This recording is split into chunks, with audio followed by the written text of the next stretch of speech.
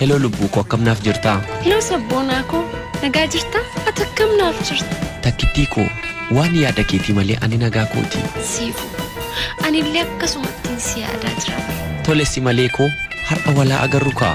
Ifa marii ko guyyaa biraa yoo ta'e malee har'a natti himtu. Hayyee daawwitii ko rakkoon qabu garuu har'a eessa deemuu eddaa? Bareedaa ko warri aadaa kootii har'a jedha wayii waan qabaniif harmi koo wajjin achi deemaan jedhe. Atoo har'a maaf na barbaadde? Bareedduu ko obboleessi koo kan Ameerikaa jiru sun miilana qarshii guddoo waan naa ergeef wantoota ati jaallattu kanneen akka moobaayilaa, qamisii, wanta kootii, kophee fi kan kana fakkaatan sii bita jedhee yaadeen ture. Waaw! Amma tattamaanaa dhufuure? Harmee koo wajjin cidha deemaa jira jechaa hin jirtu ammoo?